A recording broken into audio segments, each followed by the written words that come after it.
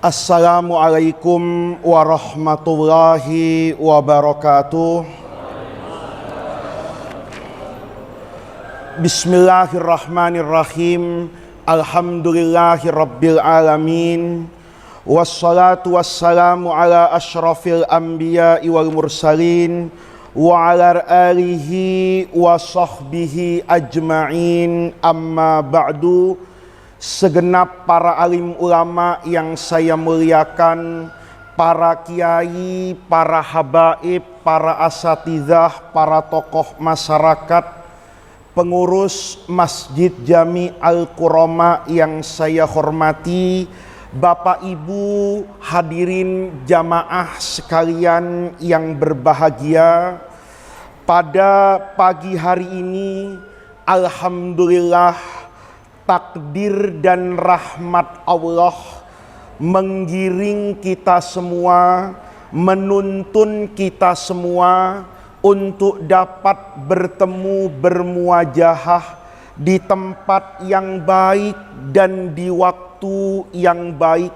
Waktu pagi hari ini adalah waktu yang penuh dengan keberkahan, waktu yang berkah di tempat yang penuh barokah di masjid. Kita kembali mengkaji kitab hikam. Tentu bapak-bapak sekalian, mengaji tasawuf itu secara umum tujuannya adalah untuk as-sofa, kebersihan hati. Maka pagi hari ini pengajian kita sampai pada nasihat Sufi Agung Imam Ibnu Athaillah, di mana beliau bertutur, mana'aka antadda'iya ma laysa laka mimma lil mahlukina afayubihu laka antadda'iya wasfahu wa huwa rabbul alamina.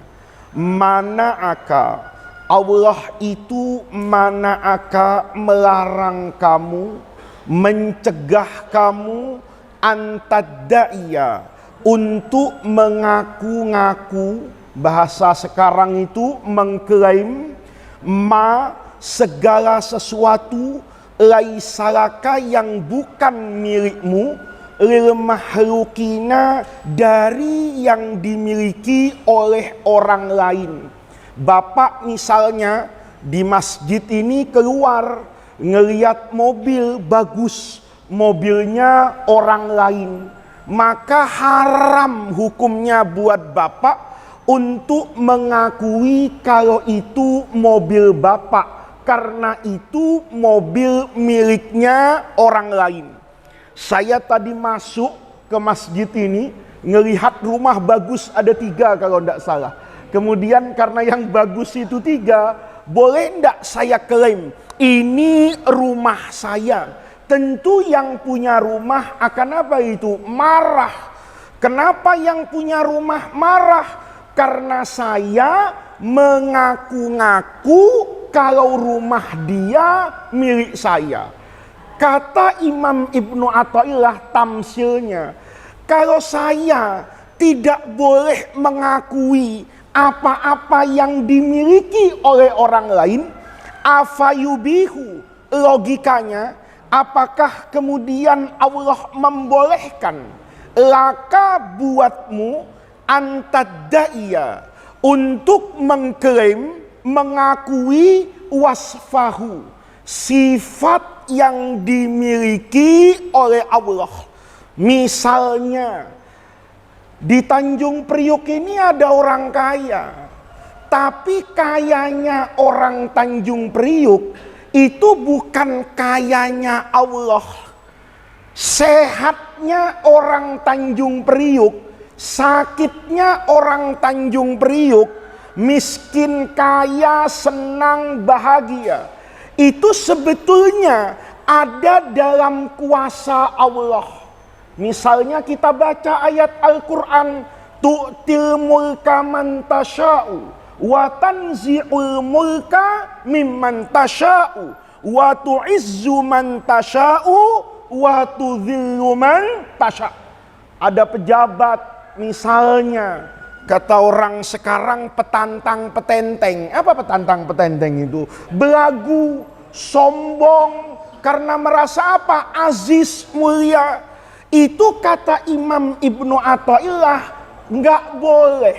Kenapa? Karena kemuliaan yang hakiki itu milik Allah Subhanahu wa ta'ala.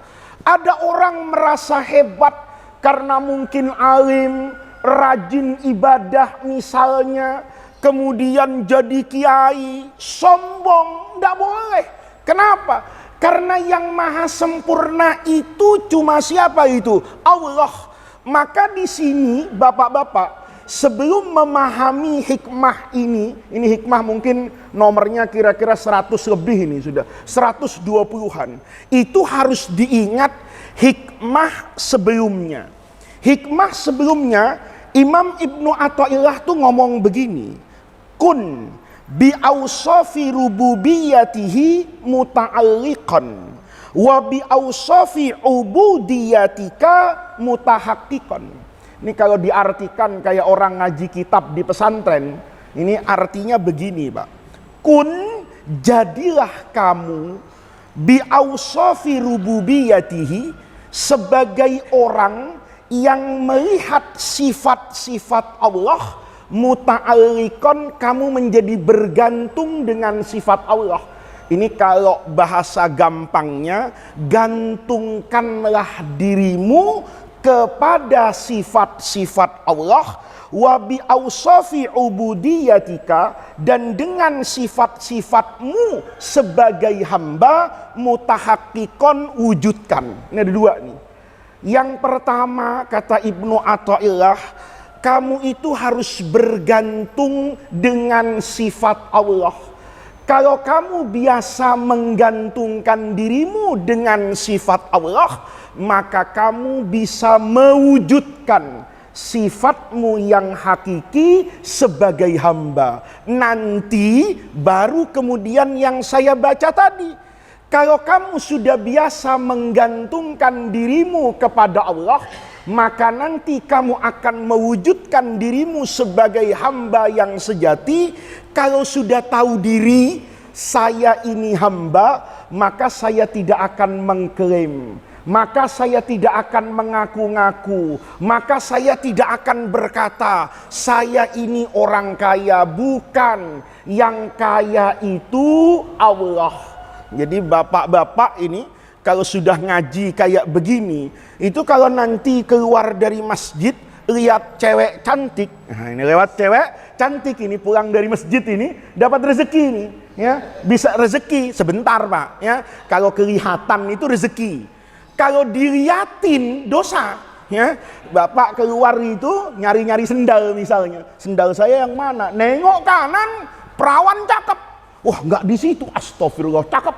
Ya, nengok kiri, janda muda, cantiknya luar biasa. Ketika bapak nengok, astagfirullah, dosa. Nengok kiri, subhanallah misalnya. Nah, bapak-bapak, ketika bapak ngelihat yang cantik, itu tidak kemudian orang cantiknya itu boleh apa itu? Sombong. Oh saya cantik, enggak. Dia harus ingat, yang membuat dia cantik itu Allah. Kalau bapak lihat Kiai Sofyan Siddiq ini orang alim, maka tidak boleh beliau mengklaim dirinya, saya ini alim. Yang buat saya alim itu siapa? Allah. Makanya orang itu kalau hatinya bersih, dia akan melihat Allah. Makanya Imam Junaid Al-Baghdadi itu biangnya tasawuf sunni. Makanya kalau orang itu ikut ahlus sunnah wal jamaahnya NU, itu dikatakan bahwa saya dalam ibadah ini kan ada aspek akidah, ada aspek syariah, dan juga ada aspek tarekat yang menghantarkan kita sampai pada ilmu namanya hakikat atau ma'rifah. Maka pada aspek akidahnya ikut Imam Abul Hasan Al-Asy'ari secara umum atau Imam Abu Mansur Al-Maturidi. Kemudian secara fikih ikut madhab yang 4. mungkin ikut madhabnya Imam Abu Hanifah, ikut Imam Malik, ikut Imam Syafi'i, ikut Imam Ahmad. Nah, ini yang begini-begini ini itu buat Kiai Wirta itu. Kalau buat saya orang awam yang nggak ngaji, itu bukan ikut Imam Syafi'i, ikut gurunya di Pelumpang gitu loh. Jadi orang awam itu bukan ikut Quran hadis, Pak. Kalau ikut Quran hadis bisa salah. Ya, Bapak misalnya sakit, kalau penyakitnya mau sembuh, tanya sama dokter. Jangan beli buku ilmu kesehatan.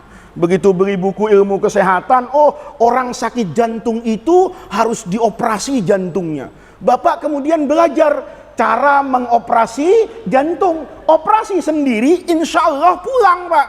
Tapi nggak pulang ke rumah, pulang ke rahmatullah, mati. Kenapa? Karena Bapak tidak punya kemampuan untuk itu. Makanya ikut salah satu imam yang 4. Tapi kalau orang awam ikut gurunya. Nah, di Indonesia kebetulan kayak beliau ini Ustaz Maironi adalah bermadhab Syafi'i. Nanti kemudian secara tasawuf, ya kan, saya itu misalnya disuruh sama Allah, ya ayyuhalladzina amanu dzkurullaha dzikran katsira. Banyak-banyak zikir. Tahu saya ayatnya, banyak zikir. Pertanyaannya, zikirnya itu gimana? Nah, ini ada yang ikut tarekat. Tarekat itu adalah metode, cara, tidak lebih dari itu. Jadi kalau ada orang bilang tarekat itu bid'ah, itu kurang piknik gitu loh ya. Karena itu cuma sekedar cara. Misalnya, ini Masjid Al-Quroma punya tradisi, misalnya kalau Sabtu pagi, misal saja, jamaah itu diajak zikir ya latif, ya latif, ya latif 1000 kali. Maka nanti setelah 1000 kali ini, itu sebetulnya menjadi tarekat itu. Tarekat apa? Tarekat Kuroma. Masalahnya yang mimpin itu nanti siapa? Bikin tarekat Faiziyah. Imamnya Muhammad Faiz saya. Nggak laku. Kata orang Tonjong Brek, siapa loh? Kencing masih berdiri, ya. Kemarin masih pakai pempes. Nah, kita ambil orang yang apa itu? Yang soleh, yang alim, ikut cara zikir dia, namanya tarekat. Nah, di antara ahli tarekat itu sufi besar, itu Imam Junaid Al-Baghdadi. Beliau itu ditanya, guru, tasawuf itu apa? Ini kan jawabannya banyak itu. Tapi Imam Junaid Al-Baghdadi itu kasih jawaban itu menarik, Pak. Kata beliau, tasawuf itu adalah mengeluarkan dirimu dan menghidupkan Allah di dalamnya. Kita ini kalau hatinya bersih, itu kita mengeluarkan diri kita. Yang kita hidupkan itu apa itu? Allah. Kalau sudah menghidupkan Allah, itu hidup akan terasa indah. Jadi kalau ada orang ngaji tasawuf, tapi kerjaannya tiap hari ngeluh aja, marah aja, protes aja, itu bukan sufi, Pak.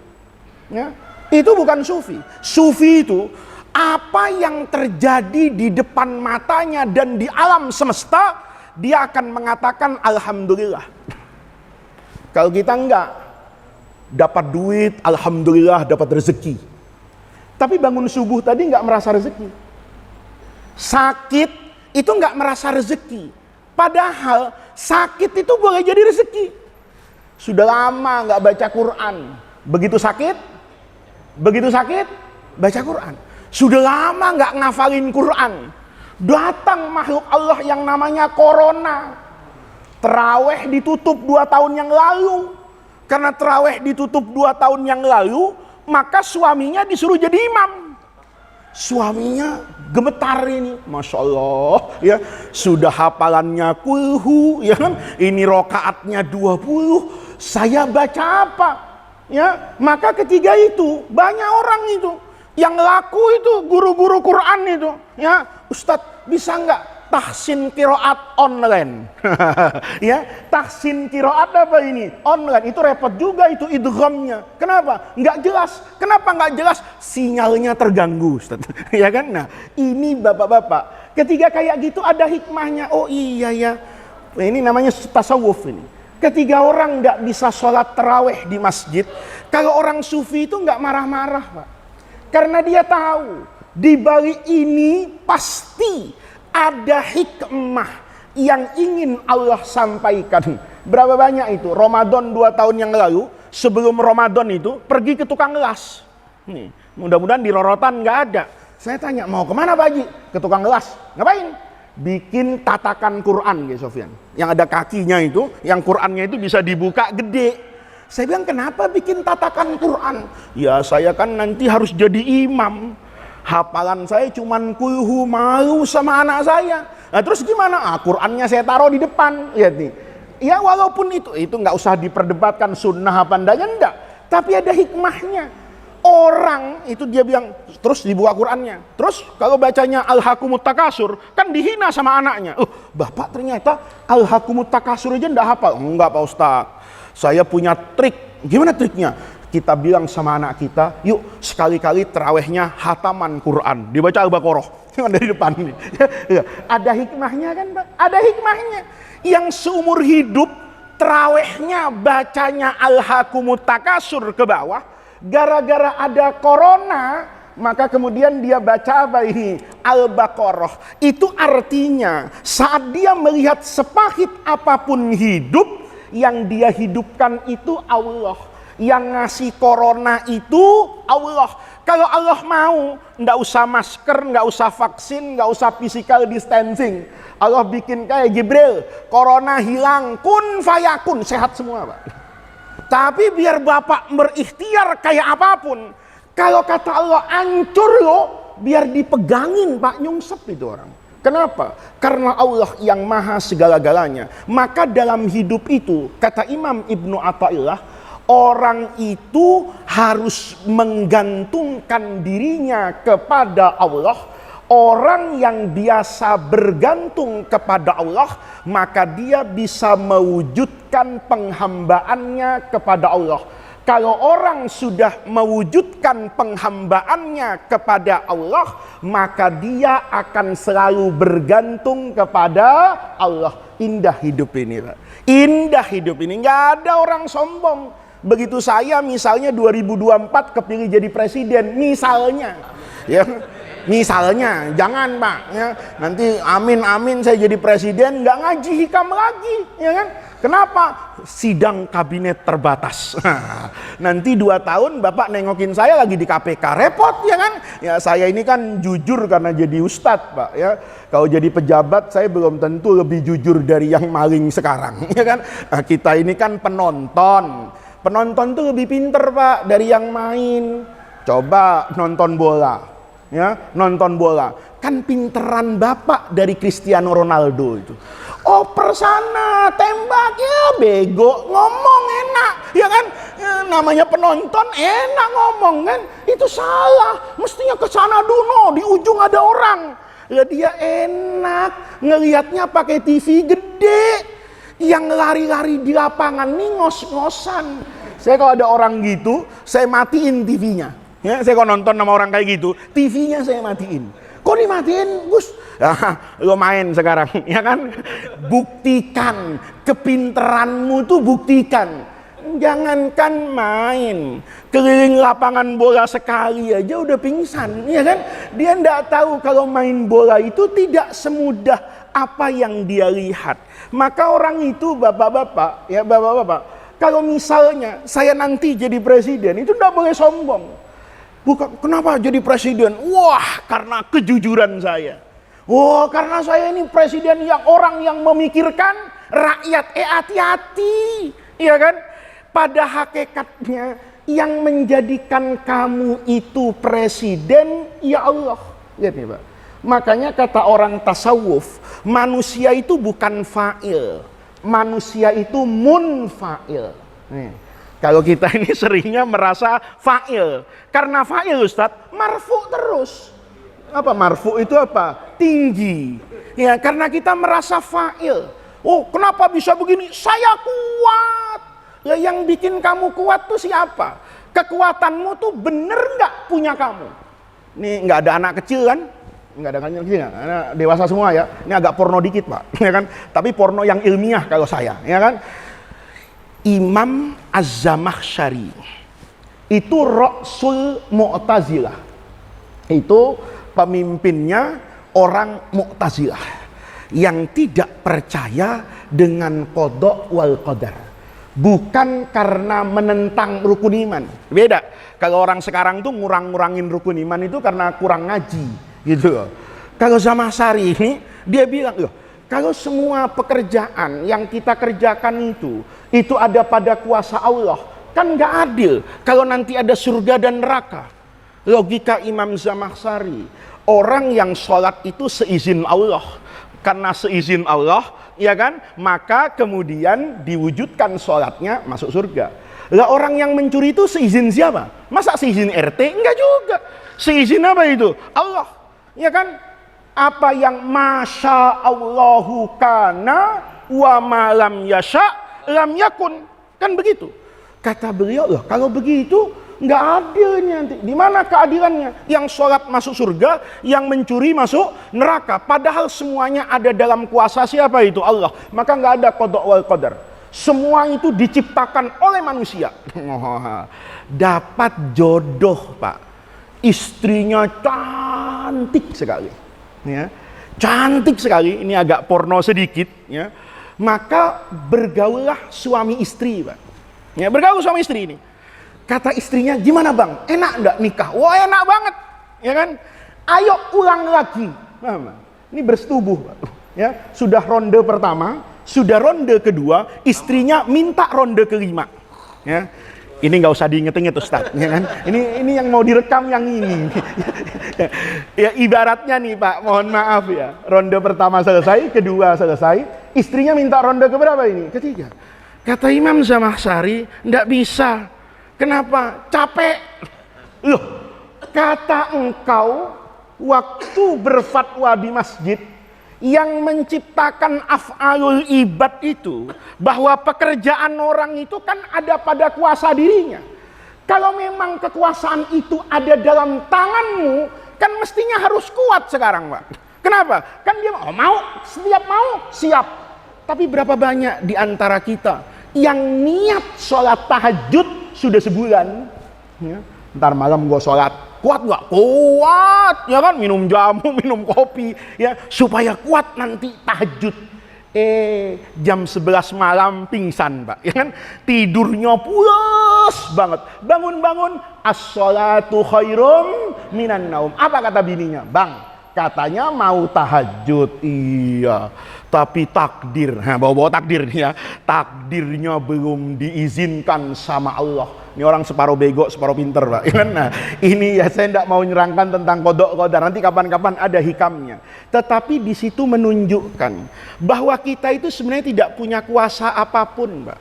Hari ini misalnya saya punya kuasa untuk tidak tidur, untuk tidak tidur. Ya Allah, saya ini mau ngaji, saya kuat, saya kuat, saya kuat. Tapi ada terbatas kan. Begitu ngantuk, dia nggak bisa tolak itu ngantuknya itu. Ada orang yang capeknya luar biasa, tapi malah susah tidur, Pak. Saya itu Kiai Sofyan punya kebiasaan buruk itu. Kalau sudah sering nggak tidur, dari subuh nggak tidur nih, sampai jam 1 malam, itu nggak keciranjang sama sekali. Itu malah susah tidur saya. Padahal capek luar biasa, tapi nggak bisa tidur. Berarti tidur dan tidak tidur itu tidak dalam kuasa kita. Kalau itu dalam kuasa kita, kan tinggal pencet tombol, tidur, pulas dia, ya kan? Bangun, tapi nggak dalam kuasa kita. Ya, saya pernah ya diundang orang, datangnya ke tempat itu jauhnya luar biasa pak, di pedalaman Sumatera. Datang itu udah jam 1 malam, ngajinya besok jam 7 pagi. Kata yang ngundang, ini ada kamar bagus, kamarnya bagus pak, ada AC-nya kayak masjid ini, tidurnya spring bed. Itu saya nggak bisa tidur pak. Saya bilang ini jam 1, kok saya nggak bisa tidur ya? Nggak bisa tidur pak. Tapi semalam saya habis ngaji itu dari Sunter semalam di samping stadion yang baru itu. Saya pulang, Pak. Di emperan trotoar itu ada orang tidur pulas itu. Bajai lewat, truk ngerem, ya kan? Dia nggak pakai atap, ya luar biasa, Pak. Jalan Marta Dinata Lodan itu kan truknya gede-gede, Pak. Itu lewat aja, berisiknya luar biasa. Saya perhatikan orang itu, Masya Allah, pulas bener, ya kan? Saya yang tidur di hotel, di kamar yang bagus, nggak bisa tidur.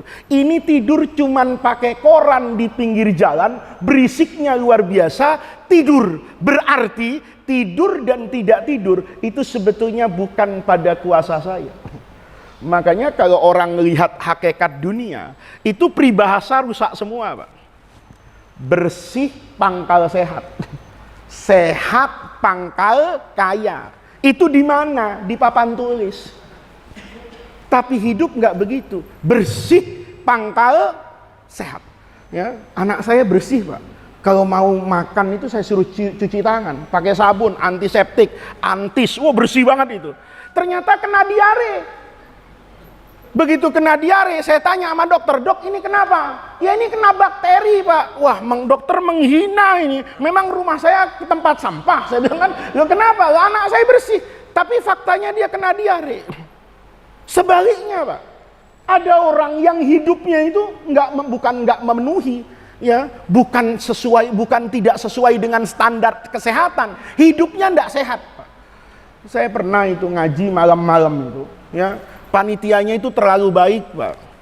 Ya, pengajian bubar 1:30 malam. Saya dikasih berkat nasi kebuli 2 nampan. Ini cerita Kiai Sofyan, bukan minta, ya kan cerita, ya.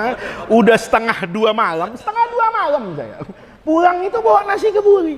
Saya mikir ini nasi mau diapain? Mau saya makan, saya sudah makan, iya kan? Mau saya simpan besok pagi jadi rengginang, ya kan? Kenapa? Lah ini nasi udah dari malam nih. Maka saya berhenti di tepi jalan tuh. Ada petugas kebersihan yang bajunya oren-oren itu, lagi ngobok-ngobok sampah itu. Saya panggil, "Bang, sini." "Ada apa, Pak Haji?" Saya pakai peci itu. "Ada apa, Pak Haji?" "Mau makanan enggak?" "Ya mau, Pak Haji. Wong malam-malam aja saya ngodok-ngodok sampah mau, apalagi dikasih makanan." Saya keluarin, Pak, nasi kebuli. Pakai kambing lagi. Itu orang kaget banget. Nanya dia, "Ini bener Pak Haji buat saya?" "Iya, senampan-nampannya." Saya bilang, "Ambil." Girang, Pak. Nampannya ditaruh di trotoar jalanan tuh. Temennya dipanggil semua. Woi, pesta. Datang semuanya, Pak. Itu nggak ada yang cuci tangan, Pak. Nggak ada. Nggak pakai tisu basah. Tisunya apa? Bajunya.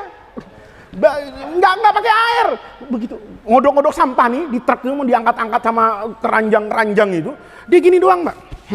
Itu pun bajunya saya rasa sudah 3 bulan nggak dicuci itu, begini itu. Ya, makan, Pak. Saya subhanallah, ini orang gimana ini? Tangannya habis kena sampah, makan, Pak.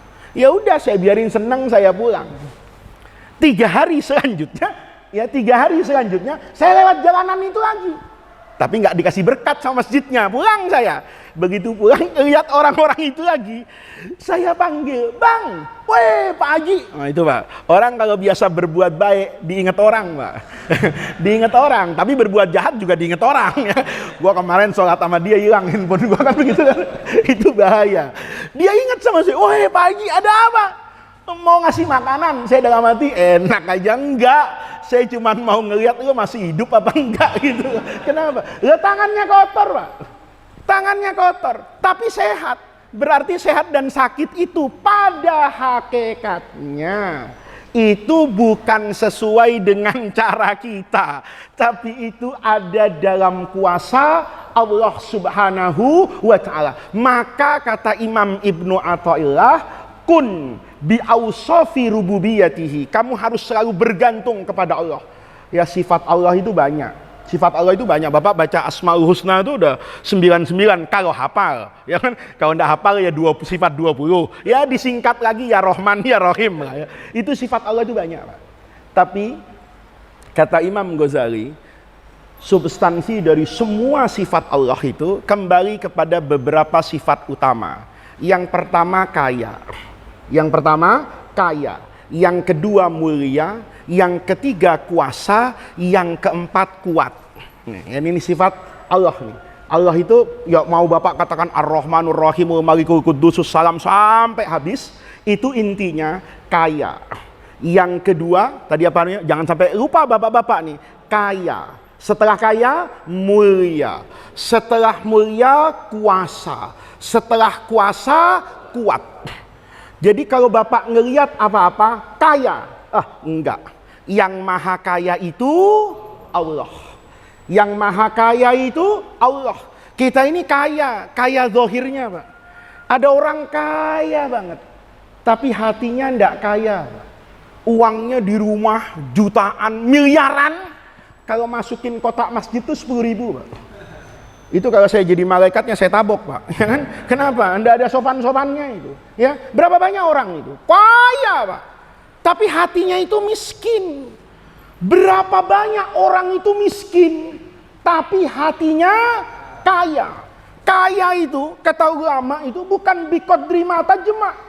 Bukan sebanyak apa yang kamu miliki, itu belum tentu kaya. Tapi yang kaya itu adalah seberapa berani kamu membagi apa yang Allah berikan kepadamu, itu kaya. Makanya Rasulullah itu dianggap orang kaya, padahal tidak kaya. Kenapa? Kalau ngasih orang, itu pengemisnya kaget. Kaget karena banyak, ya kan? Kalau kita kaget pengemisnya, ya Allah, mobilnya mobil Jerman, ya kan? Mobilnya mobil Jerman, minyak wanginya merek ketinggalan. Tahu ketinggalan? Orangnya sudah nggak ada, wanginya masih ada. Itu kan minyak wangi mahal. Ngasih gua 2.000, lihat, itu kaya, Pak. Tapi pada hakikatnya apa itu? Miskin. Kalau ditanya, kenapa kamu nggak kasih? Ya, gua kan nabung. Buat ini, buat ini, buat ini, buat anak keturunannya. Berarti miskin itu, Pak. Karena masih takut apa ini? Dulu itu, ini cerita, Pak. Tapi nggak ada orang yang bisa niru ini. Imam Al-Haris Al-Muhasibi itu dalam banyak riwayat, itu kalau nguji orang itu, nguji muridnya itu minta duit dia. Minta duit. Ya, nih Pak, Bapak hati-hati nih. Nanti kalau Bapak rajin sedekah tapi hidupnya nggak berubah, nah itu karena salah niat. Ya. Ini Al-Haris Muhasibi itu minta duit sama muridnya. Kan dia gurunya. Kalau murid itu diambil duitnya sama guru, itu seneng. Murid dulu, ya. Murid sekarang, wah ngeluh Pak, ya sumbangan lagi. Pasti nggak jauh pesantren ini minta duitnya. Kalau nggak, kan begitu tuh. Kalau murid dulu itu diambil duitnya sama guru itu seneng, nanti barokah guru. Tapi Al-Haris Al-Muhasibi itu mengajarkan sesuatu yang luar biasa, Pak. Dia datang sama muridnya, murid, saya ini butuh uang. Berapa guru? 1 juta. Oh siap guru. Dikeluarin Pak 1 juta. Diterima. Setelah diterima ditanya ulang sama Al-Haris Muhasibi.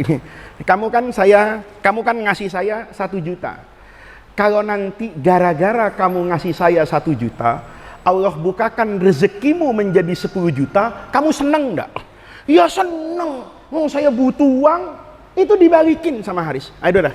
Kalau gitu 1 jutanya saya kasih lagi sama kamu. Kenapa? Karena kamu masih senang dan butuh dengan uang. Sementara saya sudah tidak butuh sama uang. Berarti kamu lebih berhak untuk menerima sedekah daripada saya. Lihat nih. Lihat Pak. Kalau ngaji kayak gini bubar kayaknya kita ini. Bubar kayaknya. Tapi ngaji kayak gini penting Pak. Jadi rem. Bapak jangan, apa bisa kayak gitu? Jangankan Bapak, saya aja masih doyan sama duit gitu loh. Tapi ngaji kayak gini tuh penting, Pak. Bapak jangan kata Imam atau Ibnu Athaillah juga.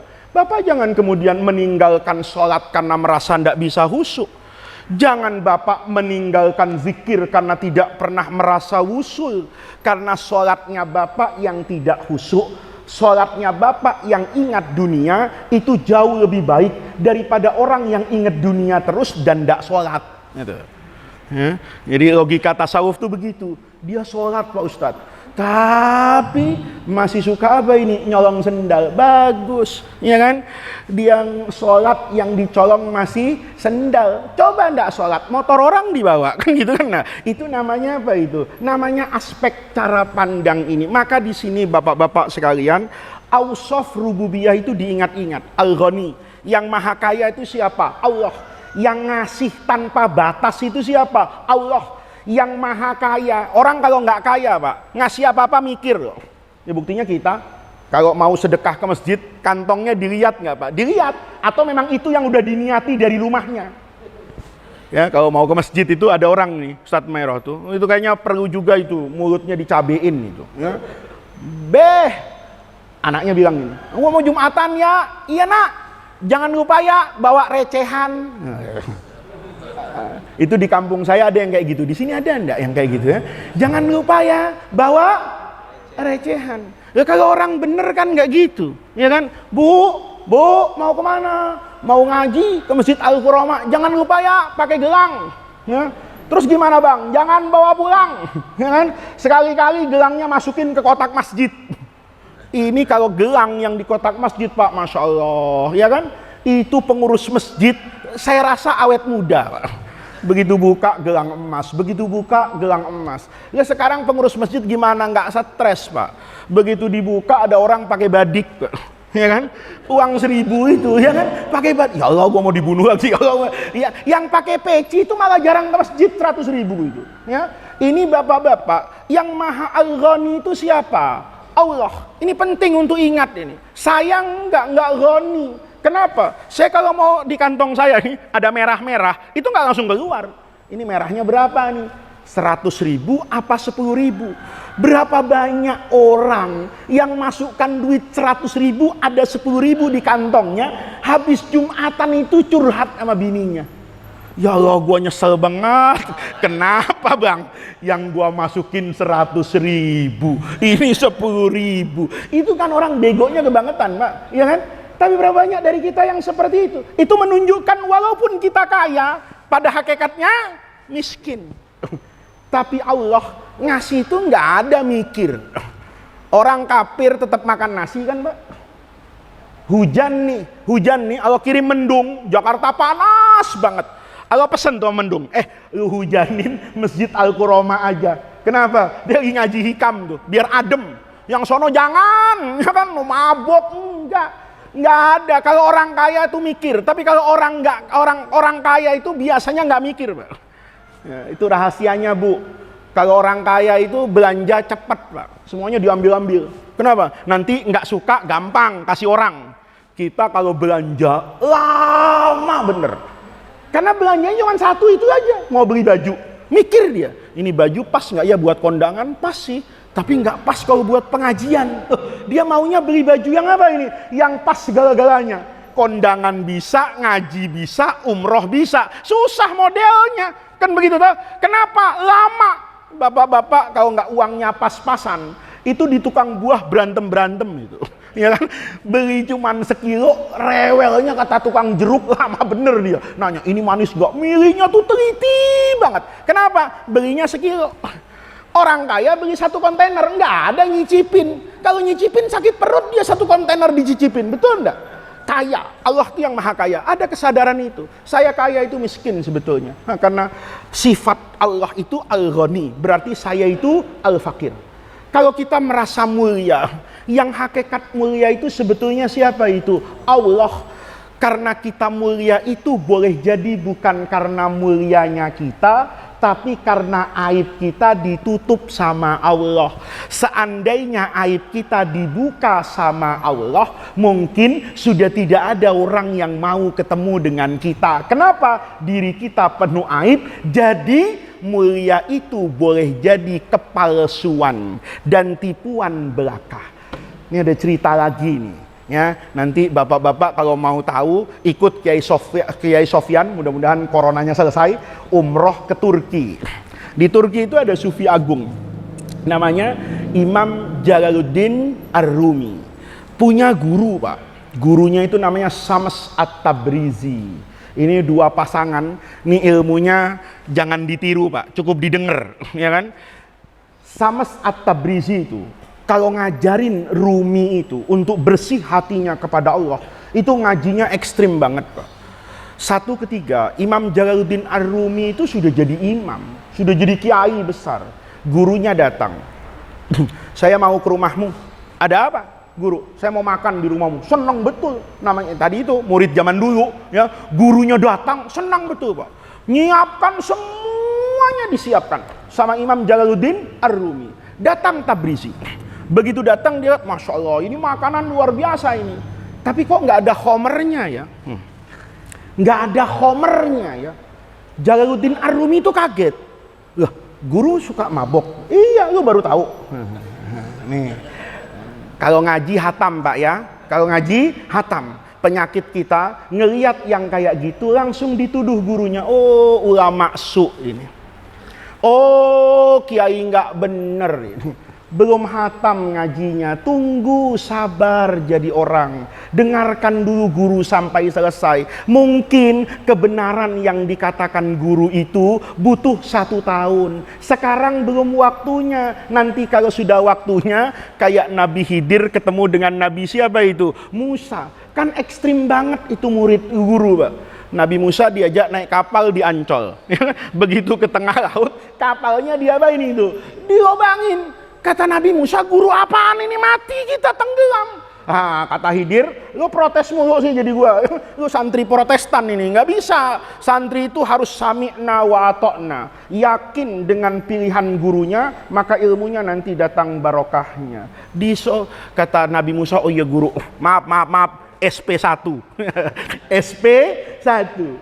Sampai Pak selamat itu. Padahal mestinya Nabi Musa tuh sadar ini kapal berlobang tapi kok nggak tenggelam gitu. Ya karena Jibril dari bawah megangin kan gitu. Sampai ke mana? Ke pantai. Turun di pantai lihat anak laki, Pak. 2, yang satu dipanggil, "Sini lo." Dipikir mau dikasih duit apa disembur, dipotek lehernya, Pak. Protek mati. Lah, guru apaan ini? Bunuh murid kan begitu kan? Kata Nabi Musa, "Guru, ya, apa-apaan guru? Lu guru apa preman? Kan gitu tuh." Kata Nabi Khidir, SP2. Ya kan? SP2.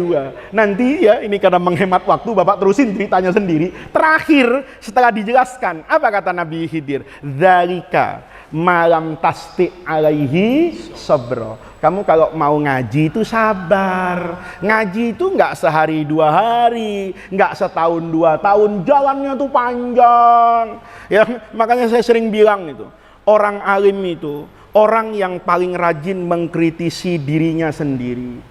Ilmu hari ini akan dia bandingkan dengan ilmu di masa yang akan datang. Pendapat dia kemarin akan dia kaji ulang dan dia pikirkan kembali hari ini. Nanti seiring berjalannya waktu, dia lebih sering membaca dirinya daripada membaca orang lain. Maka nih, terusin Rumi tadi itu, kaget dia. Oh, guru minum homer. Iya, lu baru tahu.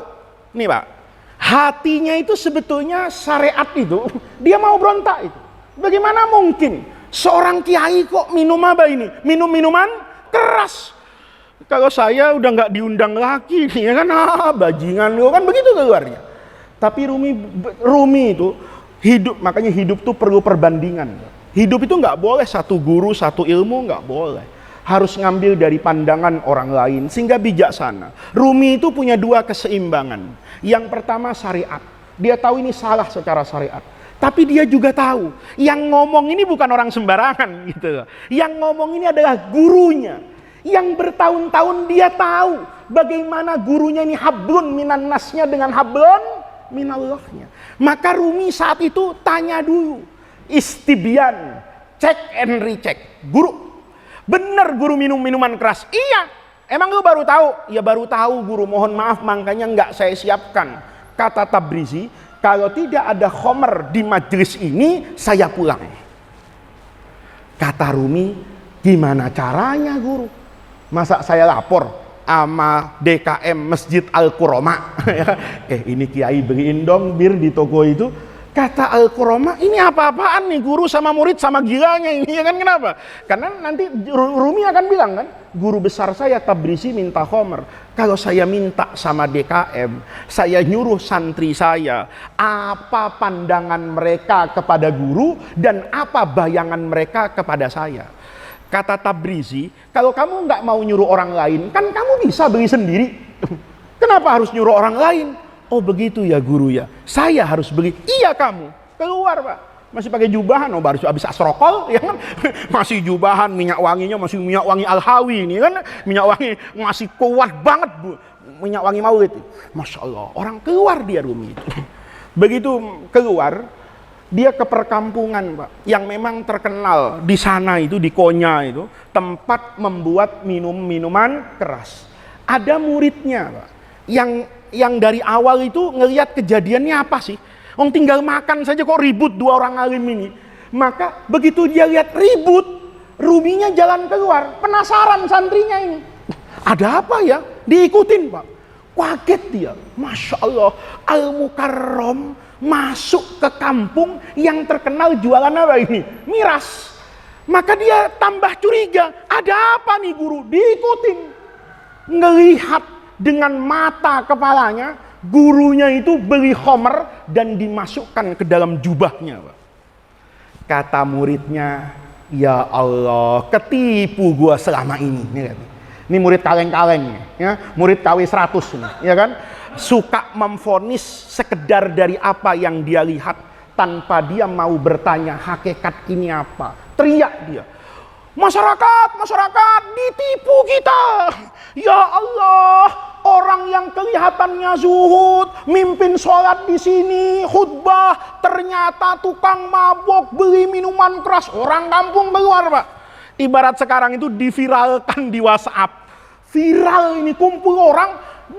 Kamu jangan main nuduh, masa guru itu buka jubahnya, dibuka khomer Pak. Provokatornya bilang gebukin, ya kan? Wah, biasa begitu Pak, digebukin, bonyok Pak, teriak-teriak, ribut. Karena ribut, Tabrizi keluar itu, kan dekat dari rumahnya. Kata sama Tabrizi, ada apa ini?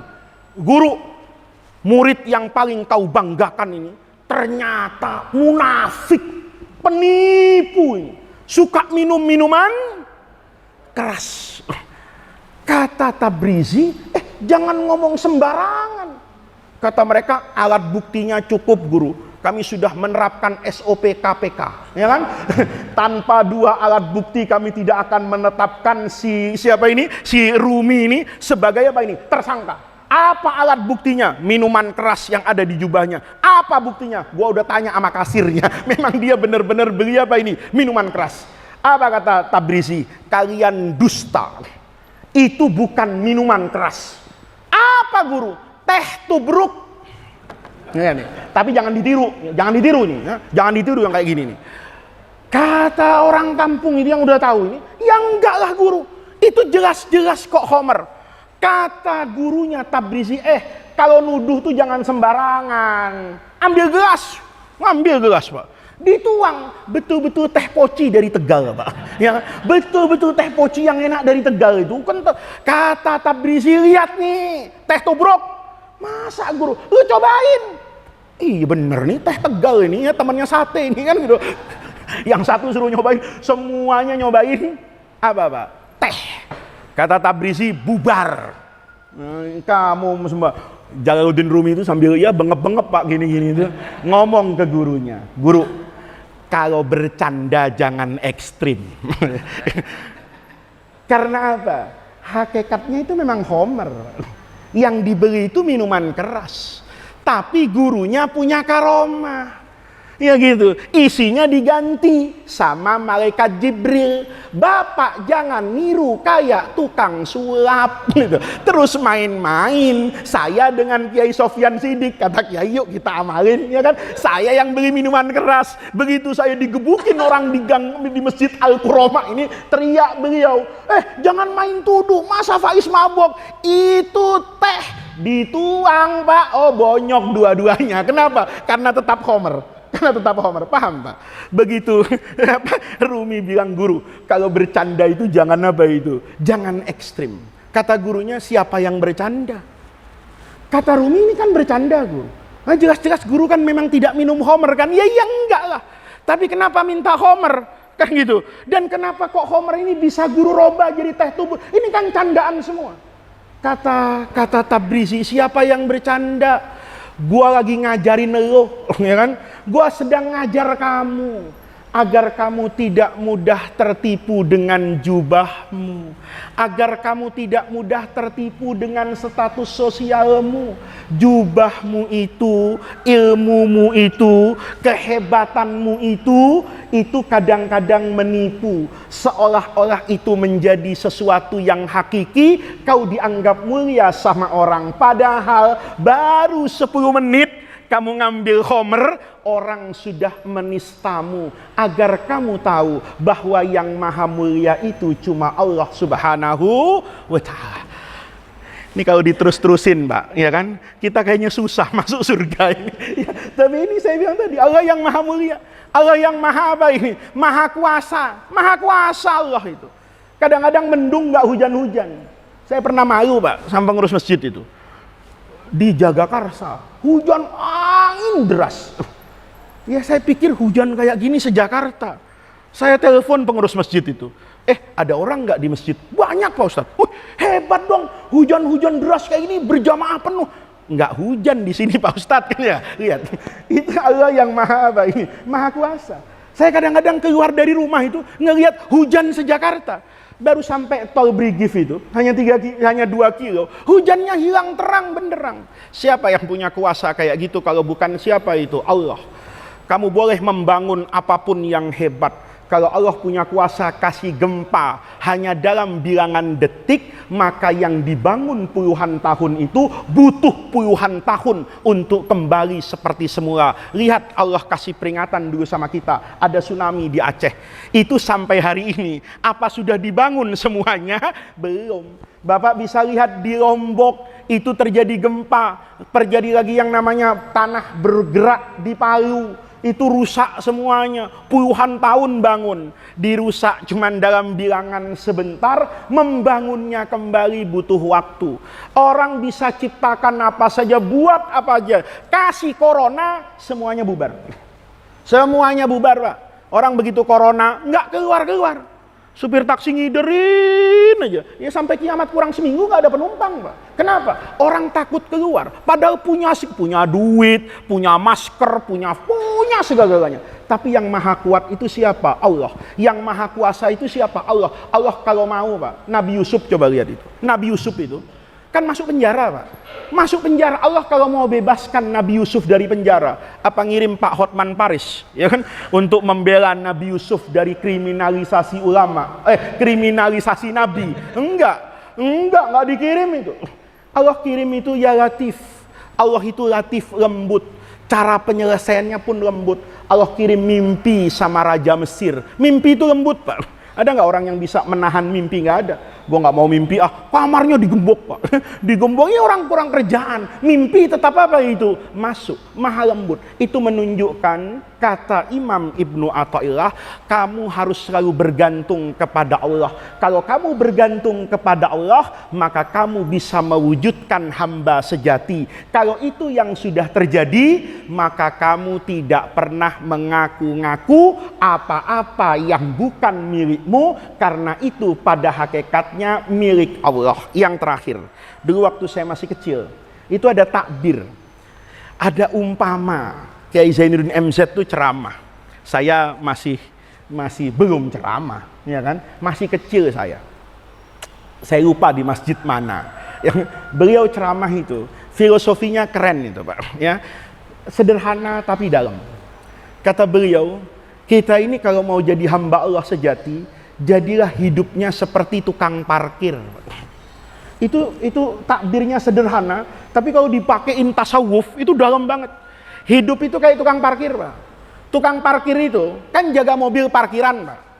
Kalau tukang parkir atau apa yang parkirin mobil itu namanya valet service itu, yang di mall-mall itu, kita turun, kuncinya kasih sama orang, dia yang parkirin. Itu kalau mallnya kayak Grand Indonesia, itu mobilnya cakep-cakep Pak. Lamborghini, Ferrari, Mercy. Turun, seret, tukang parkirnya ngambil. Ya kan? Biar Pak, saya parkirin. Duduk di dalam mobil itu. Tukang parkirnya sombong nggak Pak? Sombong nggak? Terus selfie. Cek, sama siapa ini? Calon mertua. Ya kan? Dikirim ini. Pak Haji, alhamdulillah calon mantu naik Lamborghini. Kata calon mertuanya yang udah tahu kalau dia tukang parkir, nggak usah sombong, mobil orang. Mobil orang. Disuruh apa? Jaga. Terus tukang parkirnya ekstrim Pak. Ferrarinya dinaikin ke atas, selfie, dinaikin apa itu cupnya. Dia ketahuan sama yang apa ini? Yang punya. Marah nggak yang punya? Marah. Kok saya datang spionnya lecet? Kok saya datang ininya jadi ketekuk? Marah. Kenapa? Nggak jaga amanah. Hikmah pagi hari ini itu mengajarkan semua yang nempel sama kita itu amanah titipan dari Allah, disuruh dijaga. Kalau nanti yang jaga nggak bener, nanti yang punya datang ngelihat barang titipannya rusak, yang punya marah. Jadi semuanya kalau kayak gitu Pak, hidup itu akan bersih. Saya misalnya ceramah kayak begini, orang dengerin ngaji kayak khusyuk, saya nggak boleh kemudian tertipu. Ya Allah, hebat ya saya, orang dengerin saya semua. Hati-hati. Kalau kamu duduk di depan manusia, kemudian manusia terkesima dengan ucapanmu, kamu harus hati-hati. Karena Allah tidak melihat berapa banyak muridmu, yang Allah lihat seberapa bersih hatimu. Kamu ngajar subuh ini teriak-teriak, itu karena Allah apa mau karena cari pengaruh? Kan bisa jadi bapak-bapak saya tipu. Saya ngajinya kayaknya semangat gitu. Padahal biarin dah. Minggu depan yang datang banyak, minggu depan yang datang banyak. Nanti kalau sudah banyak, 2024 KTP-nya saya kumpulin. Saya mau nyalon DPD. Ya, lihat Pak. Itu pertanyaannya, ngajinya karena Allah apa karena mau nyalon, Pak? Bapak enggak tahu. Tapi Allah tahu. Maka di sini bapak-bapak pentingnya kita selalu mengingat Allah. Orang yang selalu ingat Allah itu tidak mungkin sombong.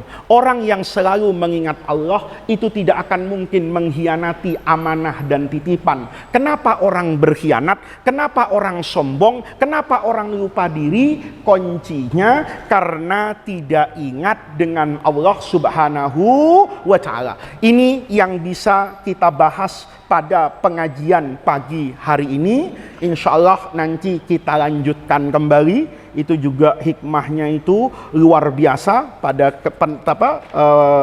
pada lanjutannya, ya, bahwa nanti yang maha luar biasa itu hanya Allah. Kalau manusia itu biasa-biasa saja.